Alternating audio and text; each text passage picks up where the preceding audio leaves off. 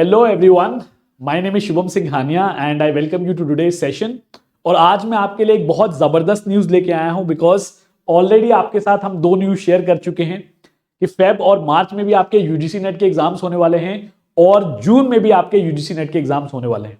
इसके साथ साथ एक और तोहफा हमें मिल रहा है जो कि राजस्थान की तरफ से आ रहा है, दैट इज राजस्थान की स्टेट एलिजिबिलिटी टेस्ट, जिसे हम सेट एग्जाम कहते हैं, जिसके बेसिस पे आप लेक्चरर बन सकते हैं only in the state of Rajasthan.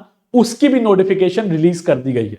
जी हां, तो मुझे लगता है कि जितने भी हमने चैलेंजेस सहे हैं कोविड के टाइम पे, उस सब की भरपाई हम आज कर रहे हैं उपहार के फॉर्म में, या फिर जो हमें गुड न्यूज मिल रही है। तो अब आपके पास 2 नेट के एग्जाम हैं जो आप इस 6 महीने के अंदर अपीयर कर सकते हैं। साथ साथ अगर आपके दिमाग में कभी भी ये था कि यार मैं राजस्थान बहुत खूबसूरत जगह है, वहां पे अगर मैं किसी कॉलेज में जाके लेक्चरर की तरह काम करूं या as an assistant professor work करूं, तो आपके लिए ये एक गोल्डन अपॉर्चुनिटी है और आपको इसको यूटिलाइज जरूर करना चाहिए। ठीक है, तो इस पर्टिकुलर वीडियो में मैं क्या करने वाला हूं, मैं आपके साथ नोटिफिकेशन डिस्कस करने वाला हूं ताकि कोई भी चूक आपसे ना हो जाए, कोई भी गलती आपसे ना हो जाए जिसकी वजह से आप एलिजिबिलिटी क्वालिफाई ना कर पाए। ठीक है, तो प्लीज वीडियो को एंड तक जरूर देखिएगा, बहुत लंबी वीडियो नहीं होने वाली है। ठीक है, तो ये हमारे सामने, ये आपके एप्लीकेशन आपके सामने खुली हुई है, मैंने आपके सामने ओपन कर दी है। कौन से तारीख पे ये आई है आप देख सकते हो कि 9 जनवरी को ये रिलीज की गई थी, जिसके बारे में हम डिस्कशन करने वाले हैं। ठीक है, सबसे पहले क्या लिखा हुआ है, online applications are invited for Rajasthan state eligibility test. मतलब अगर आप राजस्थान में पढ़ाना चाहते हो, बिकॉज कई बार स्टूडेंट्स को यही समझ में नहीं आता कि राजस्थान के सेट का क्या मतलब है।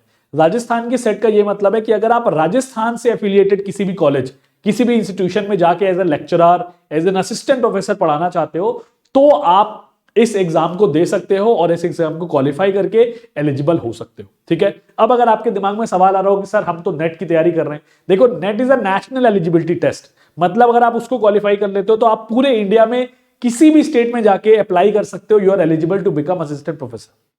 ठीक है, बट कंपैरेटिवली मैं आपको बता दूं, क्योंकि जो नेशनल लेवल टेस्ट होता है, क्योंकि नेशनल लेवल एग्जाम है, तो वो कंपैरेटिवली थोड़ा सा टफ होता है। जो स्टेट लेवल एग्जामिनेशन होते हैं वो कंपैरेटिवली थोड़े से इजी होते हैं। ठीक है, तो अगर आपको लगता है कि आपसे नेट क्वालिफाई नहीं हो रहा, या अगर आपको बिल्कुल क्लैरिटी है कि यार मुझे तो राजस्थान में जाके पढ़ाना है, इट्स अ ब्यूटीफुल स्टेट, ठीक है, तो आपको इस एग्जाम के लिए अपीयर जरूर करना चाहिए। एक तरीके की आपकी प्रैक्टिस हो जाएगी फॉर योर जून एग्जाम। ठीक है, तो आगे डिस्कस कर लेते हैं। तो सबसे पहले यहाँ पे क्या गिवन है, आपके सारे सब्जेक्ट्स यहां पे मेंशन कर दिए गए हैं। All the subjects have been mention, जो आप स्क्रीन पे देख पा रहे हैं। अब मैं बता दूं कि भाई हमारे बेसिकली काम के 2 सब्जेक्ट है यहाँ पे। एक सब्जेक्ट है कॉमर्स, ठीक है, and the second subject is management. इसके सिवाय और भी स्टूडेंट्स जिस सब्जेक्ट में अपीयर होना चाहते हैं, इकोनॉमिक्स में, एजुकेशन में, इंग्लिश में अपीयर हो सकते हैं।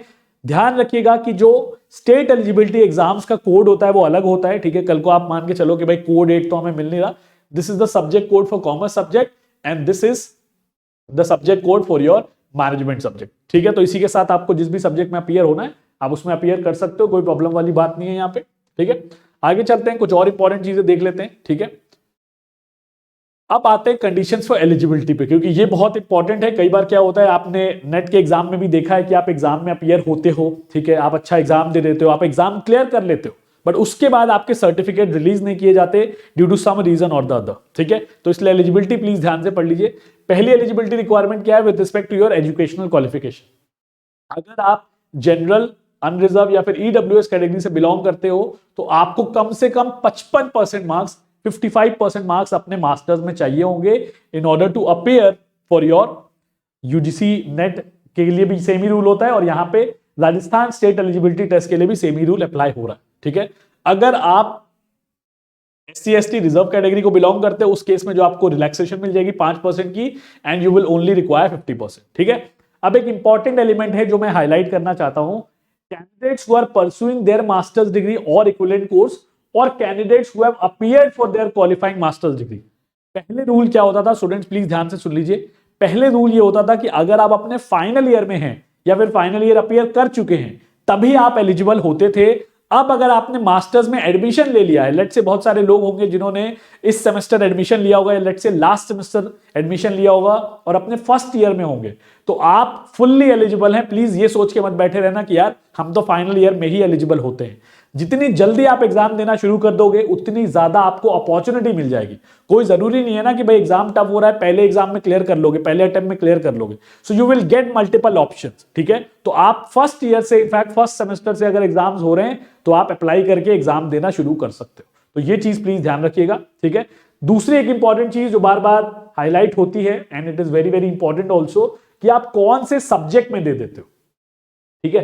देखो यार, किसी भी सब्जेक्ट में देने के लिए फॉर्म फिल करके एग्जाम देने का मन है, एग्जाम दे आओ, ठीक है। बट एक्चुअली अगर उसका बेनिफिट लेना चाहते हो कि यार कल को जब मैं पढ़ाऊं तो मुझे उस सब्जेक्ट का बेनिफिट मिले या मैं एलिजिबल हो सकूं एटलीस्ट अप्लाई करने के लिए, मल्टीपल सब्जेक्ट्स में दे दोगे सीवी में लिखने के लिए अच्छी बात है। मैंने भी कॉमर्स में क्वालिफाई कर रखा है, मैनेजमेंट में कर रखा है, एचआर में भी क्वालिफाई कर रखा है, ठीक है। लेकिन जब आप कहीं पे पीएचडी के लिए अप्लाई करते हो या कहीं जॉब के लिए अप्लाई करते हो तो सिर्फ उसी सब्जेक्ट को कंसिडर किया जाता है जो आपके मास्टर्स का सब्जेक्ट है। तो वो यहां पे क्लियरली लिखा हुआ है और बोल्ड करके लिखा हुआ है ताकि आप गलती ना करो। Candidates are required to appear in the subject of post graduation only, ठीक है। तो जो भी सब्जेक्ट्स आपके पोस्ट ग्रेजुएशन के, लेट्स से आपने एमकॉम किया हुआ है तो आप कॉमर्स में अप्लाई करोगे, अगर आपने एमबीए किया हुआ है तो आप मैनेजमेंट में अप्लाई करोगे, ठीक है। ये यहां पे क्लियरली स्पेसिफाई कर दिया गया, ठीक है। आगे चलते हैं, कुछ और इंपॉर्टेंट चीजें देखते हैं, ठीक है। वैलिडिटी के बारे में बात करें, जो आपका सेट का सर्टिफिकेट होगा is going to be valid for that particular state only and forever. क्योंकि नेट में कोई लिमिटेशन नहीं है कि 2 साल के लिए एप्लीकेबल है, 3 साल के लिए। एक बार अगर आप सेट एग्जाम क्वालिफाई कर लेते हो, राजस्थान के बारे में क्योंकि बात कर रहे हैं, तो आप राजस्थान के स्टेट में full time, life time, forever कहीं पे भी वैकेंसी आती है आप वहां पे अप्लाई कर सकते हो and you can work as a lecturer और एन असिस्टेंट प्रोफेसर, ठीक है। एक बार देख लेते हैं स्कीम ऑफ एग्जामिनेशन क्या है, पैटर्न ऑफ एग्जामिनेशन क्या है, though it remain same as that of NET, ठीक है।